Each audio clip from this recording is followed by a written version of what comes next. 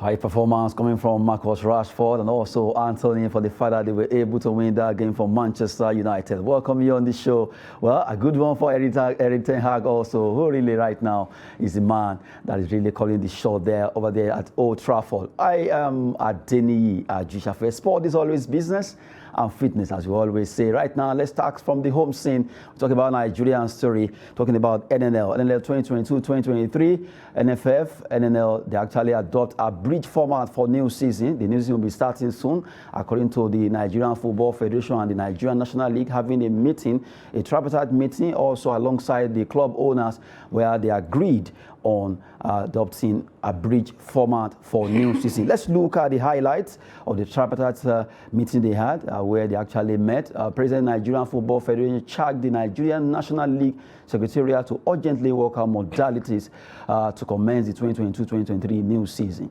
Nigerian National League must be concluded in the month of May 2023 to meet with settled football calendar. The meeting agreed to adopt the Abridge League, as I said earlier, with proper consideration to proximity of clubs. The NFF warned all clubs to eschew conducts that are inimical to the smooth operations of the league, while noting that strict adherence to the rule book is key, and there will be no accommodation for any form of conduct or attempts that will bring the game of football to disrepute. NFF assured NNL of full support and assist to secure credible sponsors. Still talking about the highlights of the meeting now, let's look at the second part of that particular meeting. The NFF admonished NNL Secretariat to, as a matter of urgency, consider a thorough review of registration fees for this season to facilitate early resumption of the league. Only clubs that meet NNL club licensing regulations will be allowed to register in the league season, and venues that pass NNL stadium facilities criteria will be approved to host matches as NNL Secretariat commence stadium facilities inspection immediately. The NFL requested for complete scrutiny and understanding of the rules and regulation of Nigerian National League to accommodate stringent measures coming from the Nigerian Football Federation and the Nigerian National League alongside the club owners after they had the tripartite meeting concerning the second tier of Nigerian League. They are NNL. Well, good one, giving updates concerning that particular meeting that was actually held on Monday. I have in the studio, gentlemen, I have Ayo Adams. Good to have you, Ayo. Always, Mr. May. And I have Noel Sampson, although we joining Noel there. Quickly, Ayo, looking at this particular update coming from the Nigerian National League via the meeting they have with the NFF rather, and also the club owners, I think things are getting better for the fact that at least they are carrying us along now. Honestly, I mean, if you look at the fact that in 2023, what we are talking about is an abridged format of a football league. I mean, it's quite you know, I don't know how to put it. It doesn't look promising, but as a matter of fact, what you said, I mean, they're carrying us along. There is a format that they are now using now. As a matter of fact, that they've now put out, at least there's a date to start, and then there's a date that they must finish, seemingly because they want to follow the schedule. They want the Nigerian professional, the leagues, whether the top ones or the ones below, they want them to be in the same line with the European football, which is not a bad idea. And another thing, I mean, that they've included in there is the fact that, you know, if you are not properly licensed, you don't get to play. They've also urged the NNL to, you know, start stadium inspections for all this for the league to commence properly. So it's a step in the right direction, but the only thing that I see as a downtime is 2023. An abridged format is something that is bigger than the Nigerian Football Federation, but I mean, it's progress, so let's stick to it. It's progress, let's stick to it. I'm sure, Noel Sampson, you have something to contribute to this particular story, because right now, the NPFL, finally, it actually started last Sunday. The NWFL is ongoing, and you have the NNL where we get so many players that can at least move to the NPFL, and that needs to come up too. So it will be coming up according to the meeting communique they actually reached. Yeah, and a bridge league is better than having no football competition at all. So it's better when those players are engaged in no activity, or instead of staying at home and just probably doing nothing and not getting paid and going to different places. So where they're being engaged is going to give them fitness till when the season really starts fully. So it's a good one for them.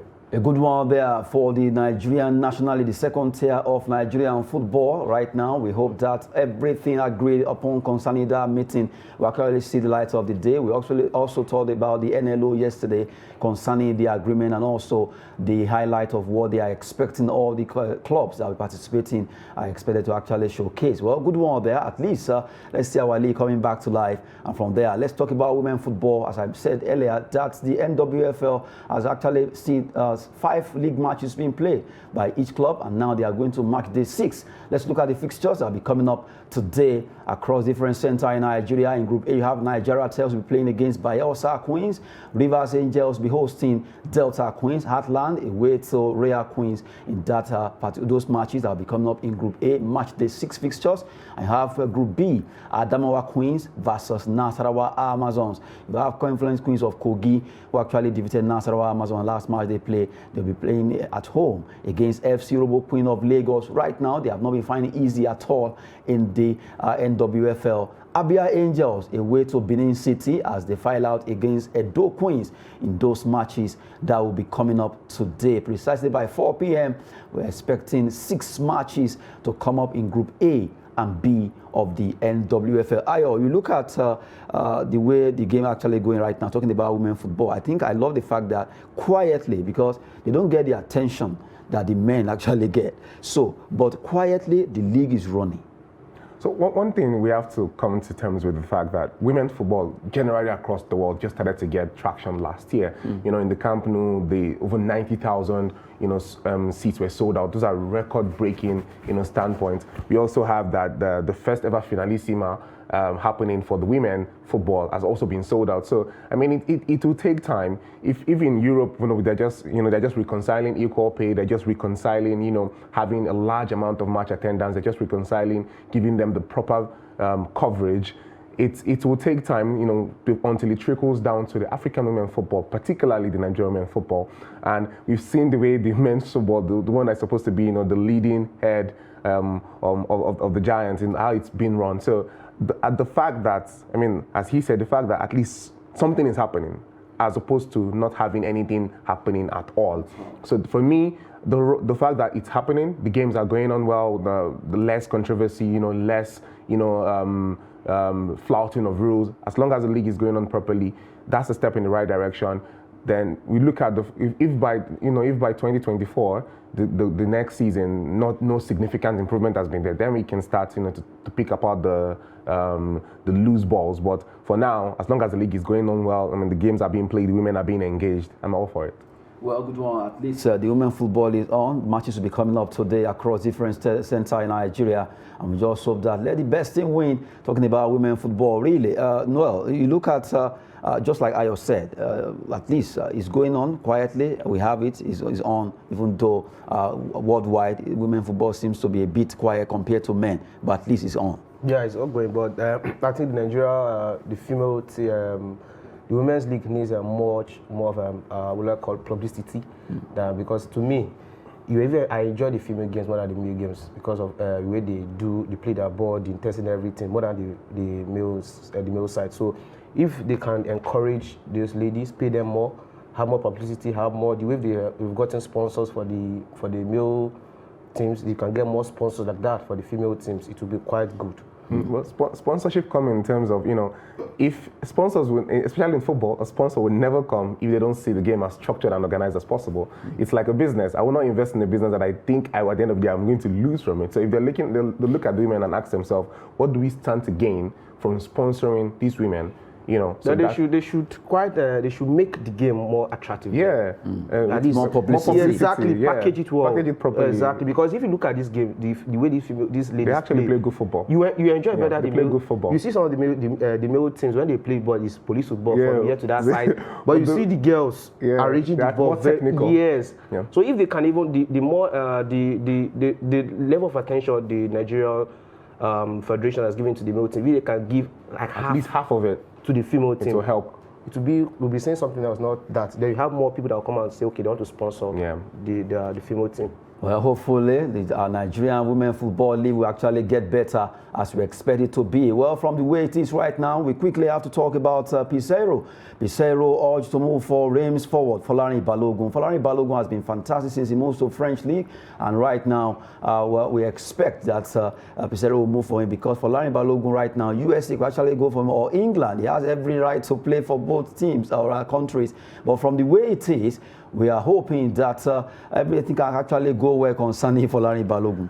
I will not lean towards that decision with Folarin Balogun, in the sense that in the attacking department for the Nigerian Super Eagles, we do not lack attacking power. You know, we have Victor Osimhen who leads our line. We have Emmanuel Dennis, even if it's not everybody's favorite, Taiwo Awoniyi, Terry Murphy, Peter Olayinka, Sadiq Umar. Those are 6 players who they don't even get to start on a regular basis.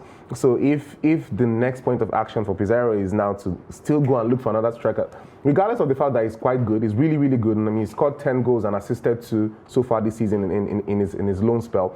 But I don't think that's the next point of action for the Nigerian football and for the Super Eagles, honestly. Like I said, I've brought out 6 top strikers who are playing in top leagues across the world. Even some of them who are not playing in top leagues have not even gotten the opportunity to play. I mean, players like Tolu Arokodare who plays in French League 2. We also have, Paul Onachu, who doesn't even get to start for the team. We have Sadiq Umar. There are at least 8 to 10 strikers. So I don't think the striking department is our problem for now. What I would say is they should find a way to bolster the midfield. Find more working legs there. The defense also needs a little bit of work, but attacking department, I'm not in support of bringing in a new player. Well, do you agree with that? Let's get more. The number of players we can get. That's what I believe. You should just get more of them. Although Arsenal, because of his form now, they say anyone who wants a Folarin Balogun is £34 million. Yeah, he's in good form. 10 goals, 2 assists. So let them come. The more the merrier. If you have Osimhen, at least not because Osimhen is in form now. You will not be feeling like a big because now all these players are okay. Wait. I want to see that hand again. Okay, all these players are good, but when it comes to the national, they become complacent. That's just the problem. Yeah, they get complacent. If Folarin Balogun, if he can place better, he plays good football for his club. Then when it comes to the national team, he plays very good. Why not have him? Because when you have all these players, when you have them together, there will be time for at least you be serious, not that you be having. It boosts competition. Exactly, you be quite serious. Look at Dennis. Although I'm not a fan of Dennis. I'm not a big fan too. Yeah, but that's why even his club, what do you call it? Nottingham Forest. They are trying to surplus. I'm not a big fan because to me, you are not that spectacular. You're just arrogant. You are behind the game. You are Bugai around. You're actually putting Bugai in the midst of Eagles now. Why should be Bugai when you are not fantastic? What should I do? It's a common culture with Nigerian footballers. Maybe because of the reception we give them back here, which is supposed to be they're calling grace, to boost their morale. We support you. I mean, look at Argentina at the World Cup. All the over 40 million fans chanting their names at home. Same thing we do for Nigerian teams here. But the moment they step in and put on that green, white, green shirt, it's as if they just drop the armor of representation. To not be a problem, they become heavy. They now become heavy. It's like as if they are doing us a favor. And representing your country is one of the biggest order of recognition that you can ever have in a footballing career. And they don't take it as serious as they should. Just as you mentioned, I still wonder if Ronaldo, Messi, and the likes of this world still humble themselves whenever they are donning the color of their country. And you see Nigerian stars. Look at when Neymar lost against Croatia. He was crying. Yeah. He was crying, but which of our players, when we lost against Ghana, the thing we drew against Ghana, which of them cried? They were clapping for the thing is, clap for them. when you look at the greats, the Messis, the Ronaldos, the Neymars, the Modric, the Mbappe, the Kevin De Bruyne, you would see the World Cup was a very, very clear indication of how much they love their country, particularly a player like Messi. You saw how, to the depth of the game, even attitude changed. Yeah, exactly. People started to look, is this a Messi we know, the calm, quiet person? Look at Ronaldo, he was crying when they lost against Morocco. Same thing with Neymar, Belgium, so the hard truth. I think one thing that has been lacking in the Super Eagles team is the hard truth. I feel like a lot of people are sentimental towards them, probably because of, some of them are friends with them, across the world. But the hard truth is there. We watched Saudi Arabia defeat Argentina at the World Cup. You can see the passion. And you can see the passion that they played with. As bad as Ghana exited the World Cup, as they represented, all the African teams in the world represented. Morocco, gave Africa a new look when it comes to football, footballing experts.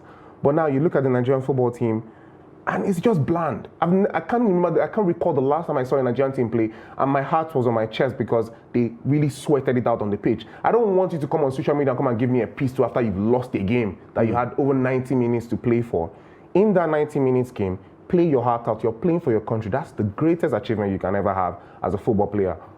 Well, we just have to digress a bit concerning that story. Pizarro, the coach of Nigerian Super Eagles right now, being urged to go for the likes of Falarin Balogun. But he gets in the studio talking about Ayo Adams, and Noel Sampson said, well, Eagles, they really need a lot of competition. That big manism, or the one you call Buga here, they just have to work on it. Anytime they are playing for Eagles, it's a privilege. It's not as if you are the best. So many untapped talents out there who doesn't even have the chance to don the color of Super Eagles, and you've been given the chance, you just waste it. Well, like Noel Sampson said, that none of them actually cry. Although at times crying may not mean that you are. I think bigger than Messi show or compassion. Look at Messi lost the Copa America. He was in tears. He was weeping. Not to show the level of passion. Yeah, it's passion. You know, some of us, even the fans, when you played, even we the fans really lose. I think we want to cry. I can remember there was a game that Barcelona lost.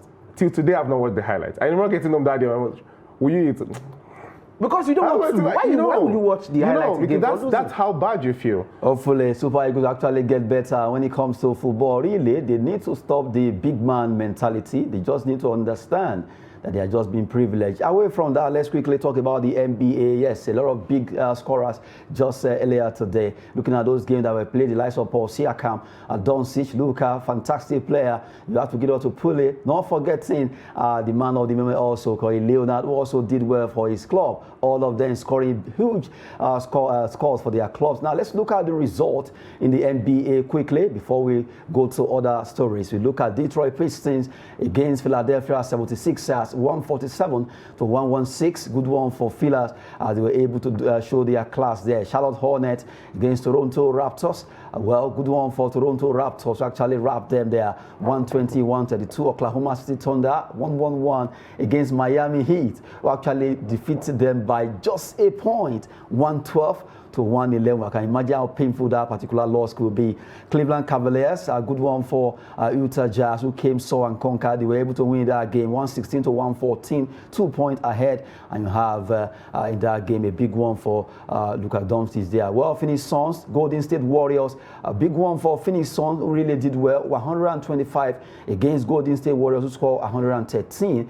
106 for Portland Trail Blazers. They lost that game by 3 points behind Orlando Magic. Their magic wand really will help them to win that game with just 3 points. Dallas Mavericks, well, I think I missed that off with Cleveland Cavaliers for Luka Doncic there. Dallas Mavericks 101 against 113 for LA Clippers. They clipped the wings of Dallas Mavericks despite Luka Doncic scoring over 40 points. Good one for LA Clippers for the fact that they were able to do it, giving you some of the results of NBA games that were actually played earlier today. Good one there talking about the NBA, and anytime you look at it, you remember our own. When are we going to have Nigerian Basketball League coming back to life? We just have to have it. If you really want to develop basketball in Nigeria, we know it has been a lot of issue here and there concerning the dunk and slam sport in Nigeria, but we need to get it better. All we need to do, administrators, remember, without the athletes, there won't be you. So do something by making sure our basketball has come back to play the league, both for men and also for women. And now we move away from the NBA. Let's talk about the EFL Cup, where I earlier mentioned Manchester United really in the form of their life right now. Marcus Rashford to the rescue there, scoring a brace, and also Anthony is adding one more. Let's look at the results. It went down just yesterday in the EFL Cup, talking about Manchester United. They were able to win that game. Good one for Manchester United right now, winning that game. And you have to look at the result of the EFL Cup there. Even though Newcastle fought hard against Leicester, but they were able to win. I love the fact that Newcastle, Manchester, and the two United teams, they were able to win. Old Trafford, St. James Park. Yeah, I mean, Old Trafford it's now back to being called the theatre of dreams because of the, the wish granted that Eric Ten Hag. He came in. He's a very, very strict manager, and that's what I think modern football, really needs.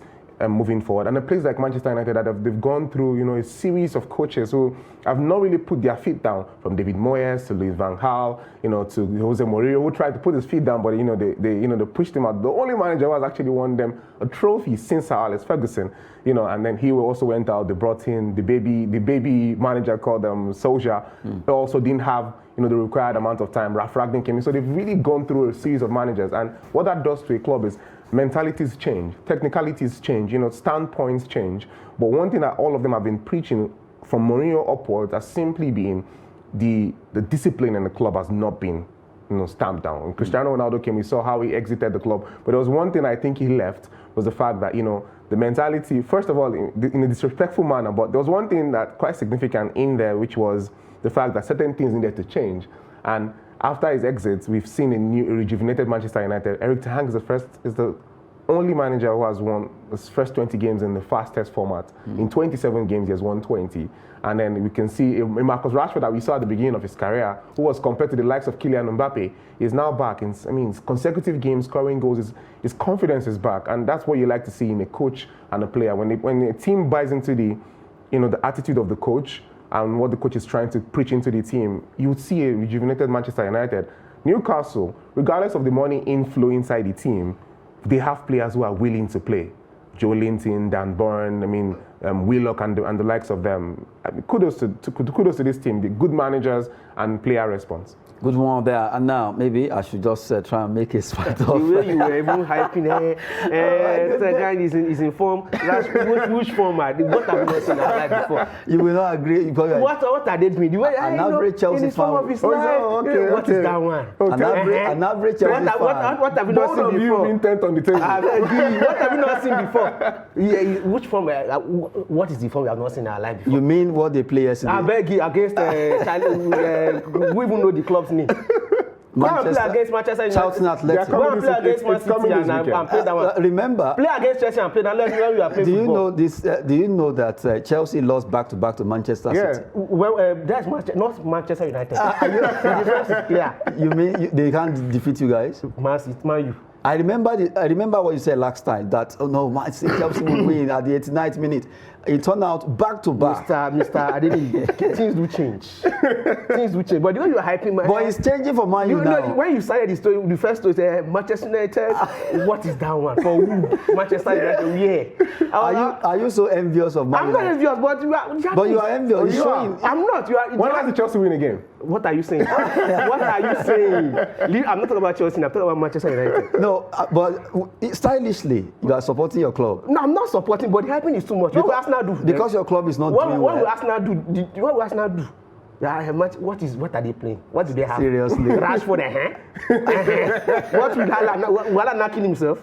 What would Gabriel Jesus or okay, I remember that particular saying that Chelsea fans, with all due respect to them, but in Nigeria parlance, why they call you guys Agbero? You are not. No, it's not Agbero, but the way you hype them, Manchester United. So what is that so one? much enviness. There's so much envy. They are just normal team.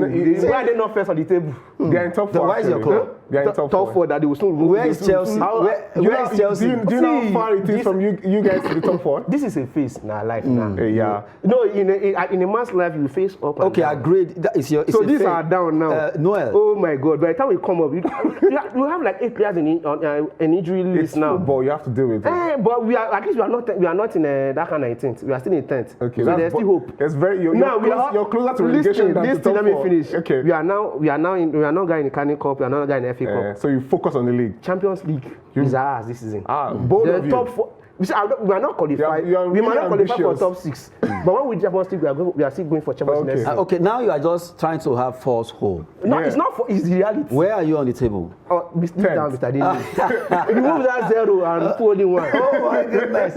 Okay, we should delete the 0 and put only 1.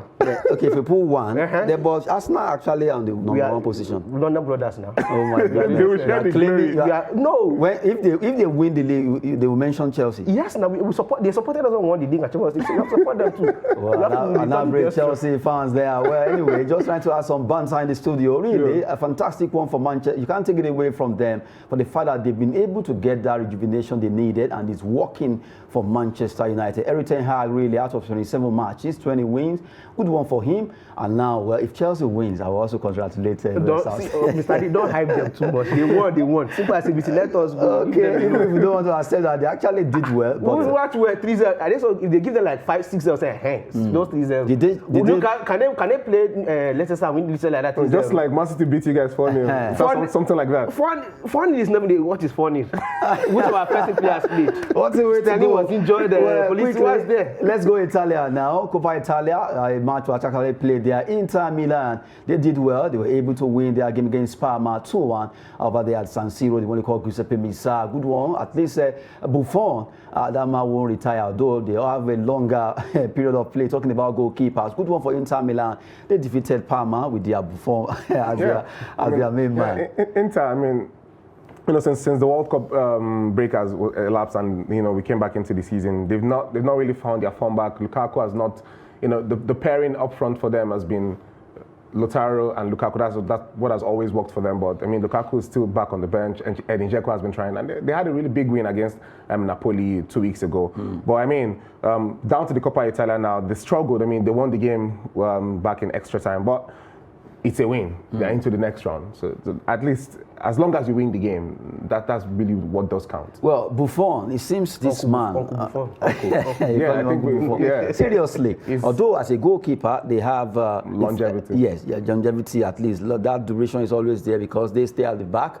It's only when ball comes to them. Yeah. But at times you see the agitation from this goalkeeper shouting, trying to control the player. It's not really easy. Yeah. But for Buffon, he has seen it all. Yes, he has seen it all. And we just have to give it to Buffon, Gianluca, really. Maybe Gualingira now. Well, but from the way it is, Buffon has really done well when it comes to football. Losing against Inter Milan right now is just something that, well, you can just say, well, they tried their best. But for Inter, a good one for them over there at San Siro. Fantastic display from my guest in the studio. Good one, Ayo Adams. Yeah.